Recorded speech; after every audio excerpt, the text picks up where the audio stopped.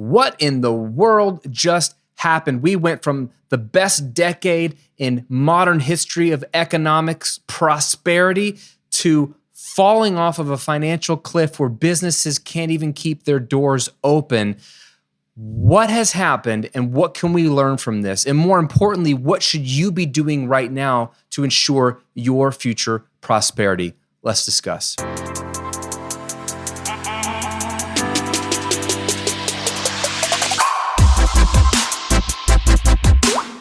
Welcome to episode 50 of the Graham Cochrane Show, where I'm here to help you build your online business, work less, and live and give more. I'm your host, Graham Cochrane. It's my birthday today when this episode is going live. And I want to talk real and talk honestly to you right now. A lot is going on in the world, and two things I want to bring your attention to before we jump into this episode. One, I had a few episodes pre-recorded. I always batch these, and I had a few in the pipeline already that just when I started to look at what was happening around us in this world, didn't seem to fit. They seemed out of place. They didn't seem sensitive enough to what's going on right now. They certainly didn't seem helpful.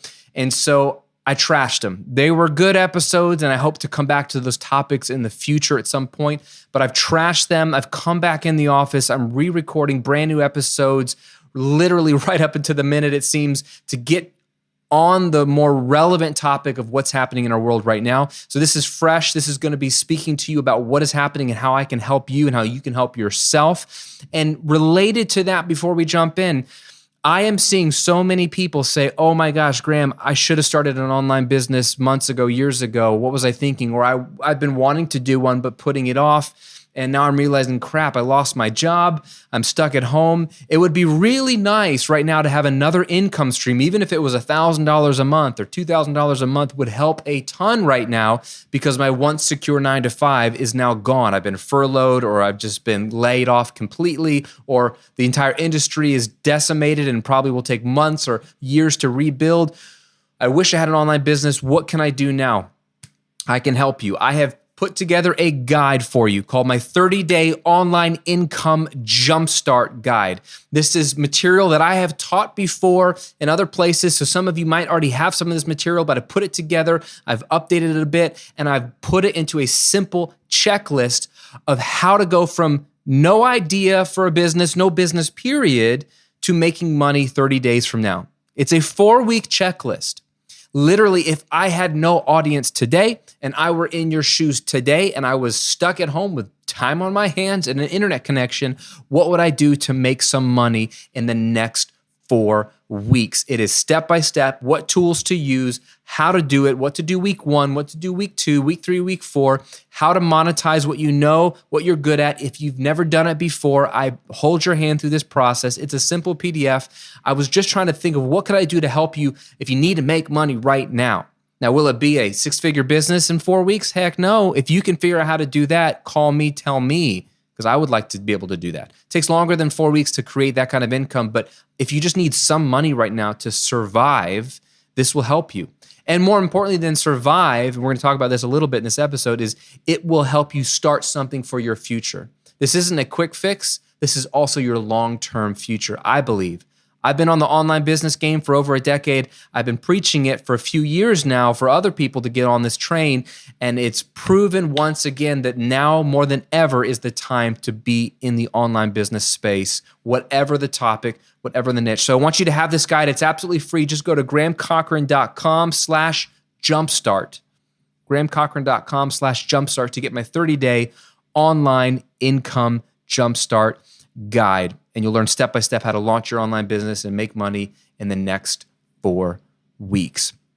I really hope that helps you. And please download it and implement it and keep me posted on your success. Today, I want to look at 3 lessons that we have learned, if hopefully we've learned them by now, after a decade of prosperity all over the world. But I'm going to speak specifically to America, but this has been true all over the world. What the heck happened? Like, I understand the global situation that we're in with the virus. I understand shutting down workplaces and public places and airplanes and hotels. I understand how we got here. I get it. That kind of thing, this virus and how fast it spread and how it's impacted the world, like no one could predict that. I'm not worried about how come we didn't predict this. There's so much in the world that we didn't predict. September 11th, the attacks in New York City and in America, on September 11th, no one would have ever predicted that, at least in the US. So, of course, this is always going to happen. Something is always going to happen that we would be like, oh my gosh, I never saw this coming. That's called life, my friend. So I'm not surprised that something crazy has happened. I'm not even surprised that we've had to shut things down, and the economic effects it's having are real, and it makes sense, and it hurts my heart. But what is surprising to me is how when businesses are forced to close, even for 2 weeks, they're having to lay off everybody. Like entire businesses are just shutting their doors. Entire industries are starting to crumble after just a few weeks of not being able to make sales. Like, whoa. Warren Buffett has the greatest statement or phrase or whatever, and he usually talks about it in relation to investing in the stock market. He's one of the greatest investors of our time, billionaire. He says, when the tide goes out, you can see who is skinny dipping. Or if you don't know that phrase, who was swimming naked, right? When the tide goes out, you can be like, oh, I can see who actually had swimsuits on and who was swimming naked the whole time. Well, the tide just went out in our global economy, especially here in the US. And all of a sudden, we can see who was running their business paycheck to paycheck. For whatever reason, there's different reasons why you do that. Both profitable and non-profitable businesses are shown to be running themselves paycheck to paycheck, and they are falling apart at the seams after just a few weeks of having to cut off their sales pipelines. Dude, that's insane. That should not be happening. For example, let's talk about the airline industry. And if you're in the airline industry, I'm not coming down on you. I'm just shocked at what's been going on. The airline industry, specifically in the US, has had a decade of immense prosperity, record profits in the billions every year with a B, $1 billion worth of profit, not revenue, right? Because they have high expenses. Revenue numbers mean nothing for any business. What matters is your profit, right? They have to pay for airplanes. They have to pay for fuel. Like their expenses are ridiculous. I'm talking on top, after their expenses and everyone's paid, they're having billions of dollars a year of profit for a decade. And now that they've had to cancel most flights and most flights are empty, they're going to our federal government asking for a bailout because they're like, we're going to go bankrupt. Where did all that money go? Where did the billions of dollars of profit go?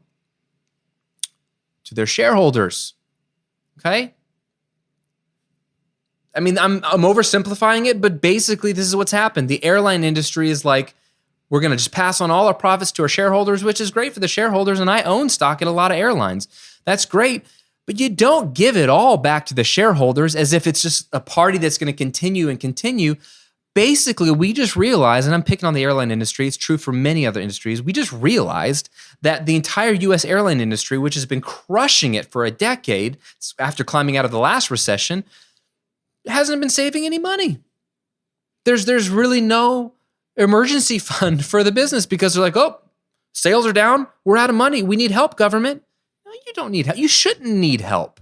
You've been rolling in the dough for 10 years. What did you do with that money?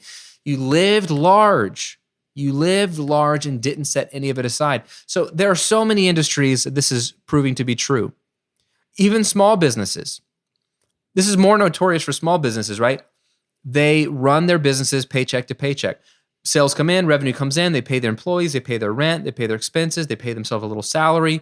And they're basically just self-sustaining, which is the American dream, to have a little small business and provide for yourself. But all of a sudden, when they have to close their doors for 2 weeks or a month or 90 days, they're like, my business is going to be gone. Why? Why? Unless you've got like 500 employees and like you're only in the travel industry or whatever it might be, like there's probably no reason why you should have to shut your doors other than you have no money. There's no money in the business to sustain you. This is insanity right now. What I want to do, I'm not trying to just pick on people. That's not the point of this episode. I'm trying to paint the picture of like what the heck just happened, right? I understand that we're all suffering. My sales are down. Everybody I know that has a business's revenue is down. I think things can pick up because certain industries, like now that people are home, they might still have some money to spend, but we're all going to suffer financially, every industry for a while, because this thing is affecting every industry, right? Almost. That's not true. Some industries are doing really, really well, but a majority of the industries are being affected. All of us are going to suffer for a while, but eventually this will be over. The virus will be slowed and stopped. Eventually we'll be able to reopen our doors. I don't know if what the timeline is. There's people are debating that right now that are smarter than me, and they don't even know. We're all guessing. But at some point in the future, this will all die down. We'll be able to reopen our doors, and then we will have to climb back to whatever version of reality exists. And we will get back to normalcy. We always do.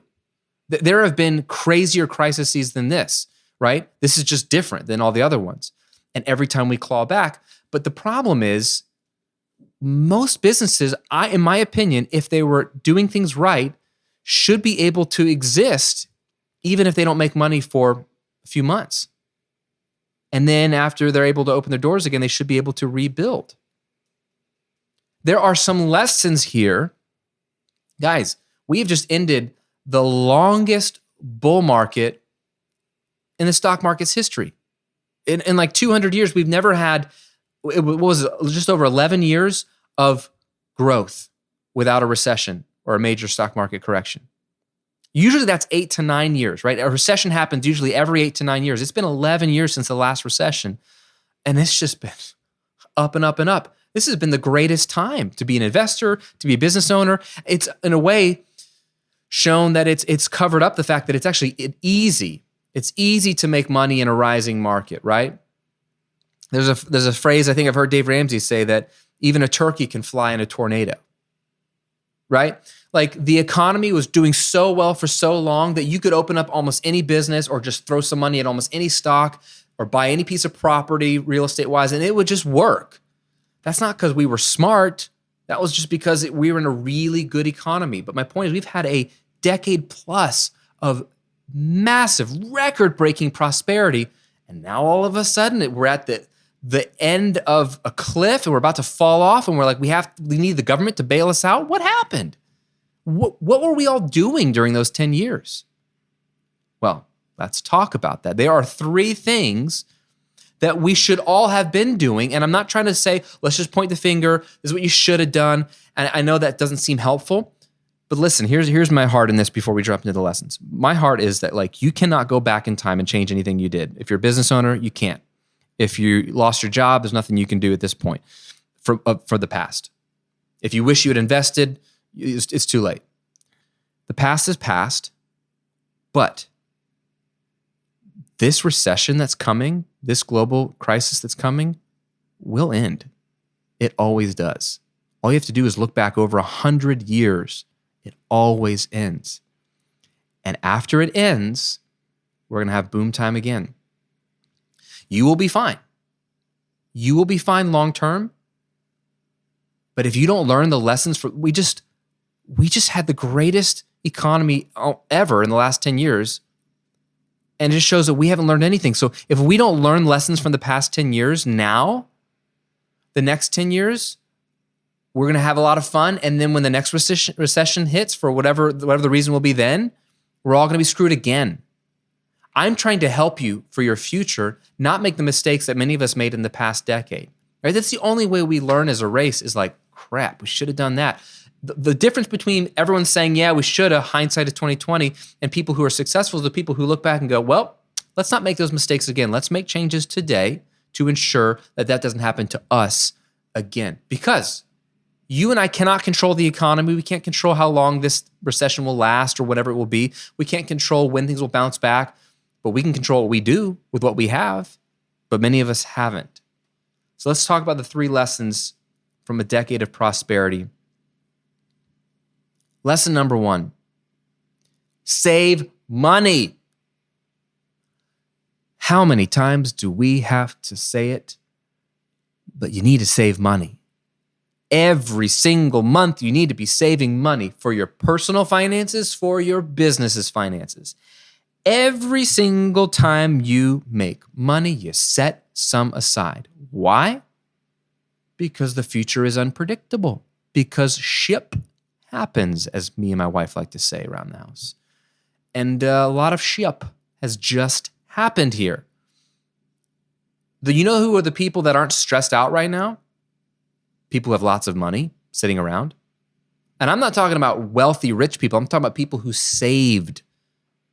People with normal jobs who saved, who have a cushion of cash, who have assets that are intact, that can sustain them for a few months or a year. That's what you and I need to be doing. We need to be saving as much money as we possibly can. Now, you might be saying, Graham, well, that's great news for a month ago, but guess what? I lost my job. I don't have any money to save now. Don't get cynical with me. This still applies to you now. Whatever money that comes in, if the government in the US sends us this bailout check, we're all supposed to get checks or whatever. If you get a check, save some of it. If you start an online business using the 30-day online income jumpstart guide that I just gave you, and you start to make some money, save some of it. Don't spend all of it right now, save some of it. There's a fantastically famous book. It's almost 100 years old now. George Clason's The Richest Man in Babylon. And it's a bunch of little fake parables or stories about some people in ancient Babylon and how they learned how to manage their wealth. And the basic rule is, and the great quote from George Clason is, I found the road to wealth when I learned that a part of all I earn is mine to keep. I found the road to wealth when I learned that a part of all I earn is mine to keep. You might say, well, all of what I earn is mine to keep. No, it's not. This is what America does when they make money. They give it to other people.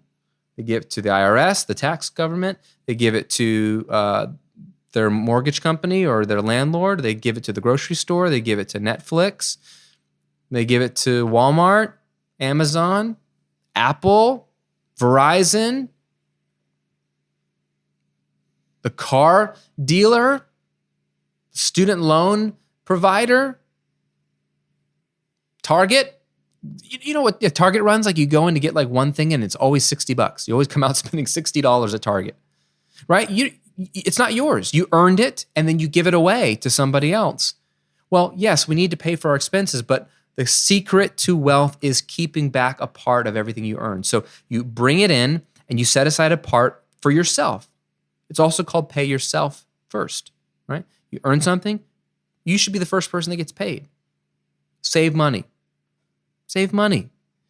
If you are a business owner, you need to be setting aside a percentage of your profit every single month into a business savings account for this reason, this situation that we're in right now. If you have employees, this is even more important. If you have employees or team members that rely on your business for a paycheck and their families rely on it, that's a lot of pressure. So you want to make sure that not only do you have a stable business that can withstand a recession, but in case it can't and it's forced to be shut down by the government and there's nothing you can do about it, you need cash reserves to be able to continue to take care of your employees, to be able to continue to take care of yourself. So you can all exist even if in a holding pattern until you can start making sales again. This is what the airlines failed to do. They did not save back enough of their profit. All of the airlines have been boasting and posting record profits for years now. Where is that money now? Where is that money now? Okay. Save money is the first lesson. Lesson number 2, diversify. Diversify. Okay. Because we don't know what the economy is going to look like next year, in 5 years, 10 years, 20 years, because we don't know what will hit us, what war, what pandemic, what political unrest, what natural disasters, right? Because we don't know.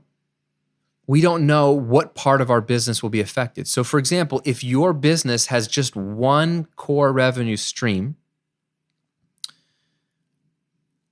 and that revenue stream is cut off or affected, you're in the same boat as anyone who has a 9-to-5 job who just lost their job. That's their one revenue stream. It's cut off. They weren't diversified. They had all their chips in one basket, all their eggs in one basket. It's all or nothing.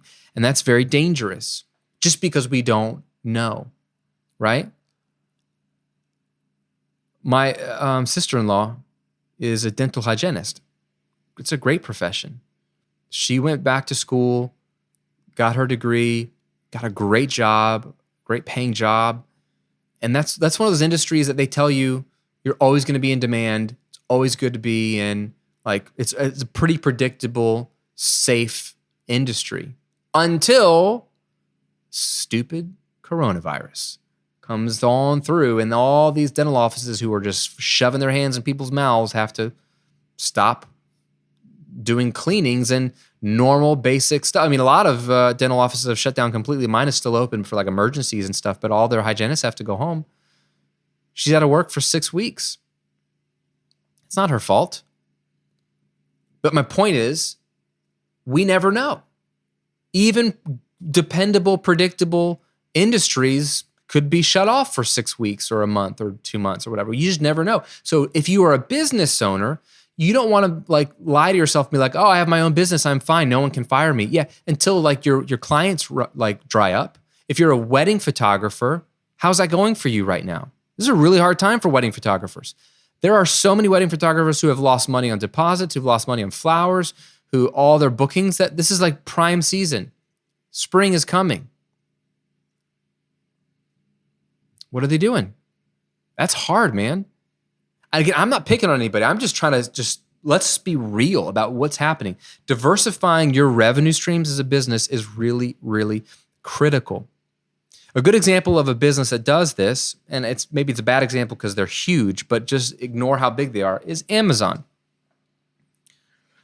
Amazon, I don't know what you think of Amazon, but they're in very multiple different industries. They are a book reseller. They are an online retailer in general. They are a grocery store because they bought Whole Foods. They are in the movie and TV industry with Amazon Prime Video, streaming services, and they make films and TV shows. They are in the IT world. They provide servers. All of your favorite brands are running their websites and running their businesses online off of Amazon's AWS branch of their business, which is their web services. They just rent server space and a bunch of other cool tools, software tools that they've made for small businesses. Dude, they make a ton of money off of that. They sell devices like tablets and e-readers and Echoes, like they have so many different revenue streams. Like it's insane all the different things that Amazon alone does. So if people stop buying books and goods online, for example, they'll still make money on AWS because they run everybody's websites, basically. Their servers are being rented out. They have such a diverse range of products and services that you may not even know about all of them, and they don't care because they're selling different things to different people. It's pretty strategic, right? So if you can diversify, and as you think forward with your business, you're going to get through this. But as you get through this and you're just getting through survival mode and you're clawing your way back into healthy territory, for the next 10 years, don't rely on one main revenue stream. How can you diversify what you do? If you're a service-based business, how can you add an online passive income element to your business so that you're not screwed when this kind of thing happens, right? If I were a wedding photographer, ideally, I would also have an online photography education business. I've got YouTube videos. I would have online courses and membership sites that teach people what cameras to buy, how to set the settings, how to get great lighting, how to do, wedding shots, how to do portraits, how to take good pictures of your kids, how to do whatever. I would have all kinds of education so that even if all my weddings got canceled, even if that was the main part of my business revenue, I would still have some online revenue coming in to at least pay my bills, at least pay the rent and some groceries so I can ride out this storm. How can you diversify? So lesson number 1, save money always. It's very tempting to just live it up or reinvest everything in your business, but not have cash when times are good. When times are good is when you need to be saving, because times that are going to be coming that will be bad. And we're in the middle of one of those seasons right now, and nobody could have predicted it, and nobody ever will. Number 2, diversify, diversify, diversify. Never bank on one main product offering or one main service offering or one main revenue stream. Always have multiple revenue streams, right? I did an episode a while back on I have 10 revenue streams, 10 income streams. I don't know, that might be excessive. I don't know. I'd love to have more. You just never know. So diversify. Okay, lesson number 3, innovate or die. Innovate or die. Let's look at the movie industry for this one. Disney fascinates me. I just got finished reading Bob Iger, former CEO of Disney, till just recently, his memoir. He didn't want to call it a memoir, but that's basically what it is, right? Disney is, again, a multifaceted company with multiple investments and somewhat diverse revenue streams, although a lot of them are in similar industries. So a lot of them are getting clobbered. But what did Disney just launch last fall? Disney Plus, their online streaming platform to compete with Netflix and Amazon Prime and Hulu and the like, although they own most of Hulu as well. But the whole point is the whole movie industry has come to a screeching halt. Again, this stupid virus, can't have large gatherings, movie theaters are shut down. So movie production companies and all these distribution companies who have spent hundreds of millions of dollars on these films that now they can't show in the theater, what are they doing? A lot of them are delaying them to the fall. All right, we'll just have the James Bond movie and the new Mulan remake, we'll make them a fall release because we need theaters to be open to get our money back from what we put into these films. They need to sell a lot of tickets. Well, that means that there's no movies, there's no box office. There's no money being made at the box office. All these movies that are made were already showing or should be showing are coming to a screeching halt. So people are freaking out. They're trying to either go direct to streaming, direct to Apple TV or whatever. Disney, as much as their stock is plummeting like everybody else, as much as they've lost a ton of money, you gotta believe that they're thank you, Lord, that we launched Disney Plus last fall and have 10 million, 20, 50 million subscribers, something like that. At $7 a month, they're doing $100 million a month in revenue, recurring revenue because of their platform. That was an innovation that Bob Iger had been pushing for years. He saw where things were going. He knew that was the future, that streaming movies is the future. He didn't know if that would completely cannibalize going to the theater or if it would just now rise to be an important component. But he and a few others realized we need our own platform. We need to not only distribute our films and license them to Netflix and other people, but we need to own our own platform where we can distribute our own movies and TV shows so that we can create recurring revenue. They created a membership site, right? Just in the nick of frickin' time for every single movie theater to shut down all over the world. They innovated.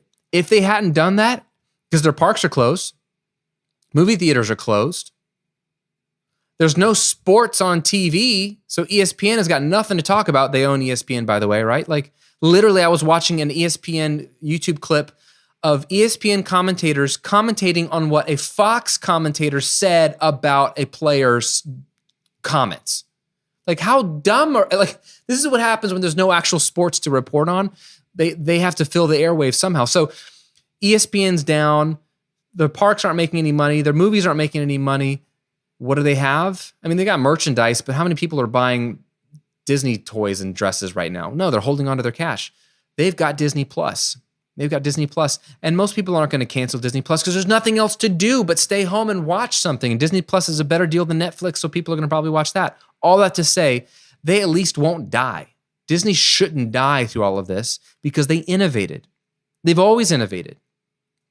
You go back in time, they innovated by buying ABC, the whole network back in 95 or whenever that was, the mid-90s, right? To diversify away from just films, to have an entire TV network. And then that included ESPN. So now they own ESPN, which is a very different market, right, than their Disney Channel or Disney Junior, right? They now have a very different market. They opened up multiple parks in multiple countries. They bought different assets like Marvel, and they bought Lucasfilm so they could make Star Wars. They bought Pixar, right? So that they could have better cartoon movies because Disney animation was falling apart in the late 90s and early 2000s. They innovated by doing some acquisitions, but also creating better technologies, right? And Disney Plus is one of those things. Their innovations, the cruise line. They like, why don't we create a cruise line? That's diversifying and innovating where they can like bring their movie magic on a cruise experience, their vacation experience. But again, all of those are shut down for them. Because they innovated into a completely different market, they're going to be able to survive. As a content creator in your space, wherever your space is, as an educator, as a thought leader, as someone online, you need to innovate. Your content needs to evolve. Your messaging needs to evolve. Maybe the way you interact with your students needs to evolve. You need to find ways to not just stay the same because the world will continue to change. Things like this will happen. And if you are still running your business like you did 10 years ago, there's a good chance that you're not going to be able to survive another economic collapse because the world moves on. So it doesn't mean that you have to be all sad, like, oh, I wish things were the way they were. There's a lot of things I wish were the way they were. But what is that going to help me with? The world moves on and progresses, so I need to innovate as well. And so I'm having to do that as well.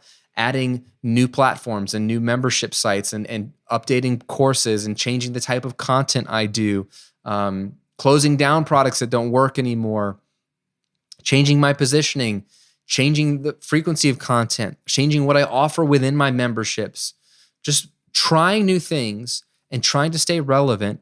And you do that by listening to what people want and seeing trends of what your current audience, what they like and how they like to interact with you and other similar content. Don't stay the same is the lesson I'm saying. Don't stay the same. So many industries are so archaic, but they're profitable until this comes to a screeching halt and you start to wonder, what could some of these industries have done to innovate, to move on, to evolve, right? Apple's a good example. They have innovated away from computers. That's what they were forever. For 2 decades, 3 decades, they were a computer company. They eventually dropped the word computer from their name legally, from Apple Computer to just Apple.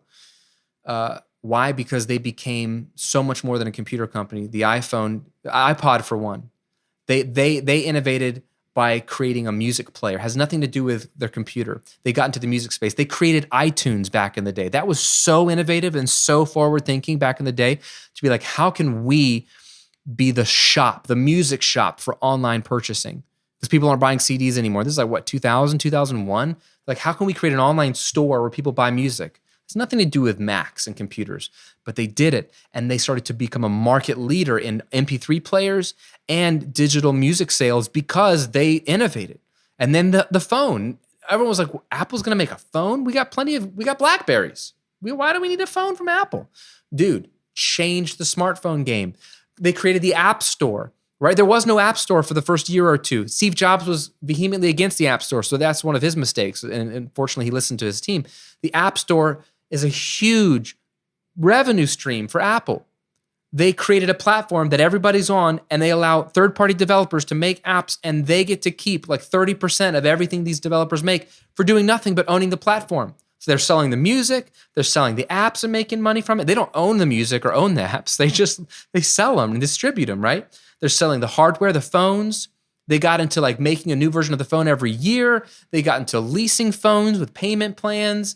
They've gotten, obviously, the tablets, the iPad just changed the world, the tablet game. Then they got into Apple TV. They started to be able to rent movies like iTunes and their own streaming service last year.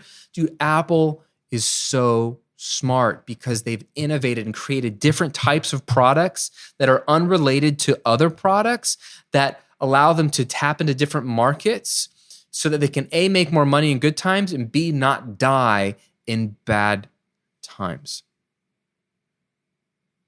So we are in a crazy season right now. Next week, we're going to talk about how recessions make millionaires. So stay tuned for that and what you can do to become one. I know this is hard for some of you. So please don't hear me as being insensitive. I'm certainly not. I'm certainly not trying to be that way.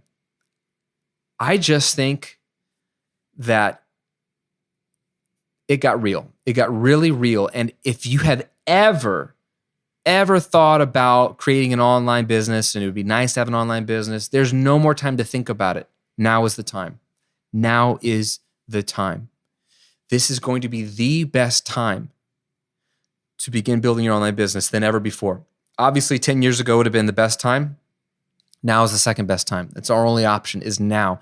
And trust me when I say that this will work. There are so many people online right now. YouTube, I just read, YouTube is just throttling all their videos so they won't play HD videos by default because there's just too many people watching videos and they're trying to just like not let the internet break. Everybody's online. Why aren't you there?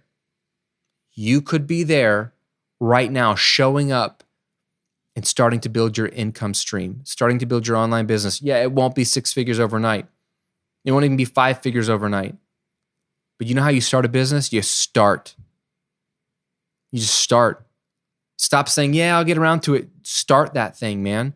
I have an entire guide for you. I want you to download it. My 30-day online income jumpstart. It is a 4-week checklist to go from no audience and no money to making money in 4 weeks. It's free. Just go to grahamcochrane.com/jumpstart, please.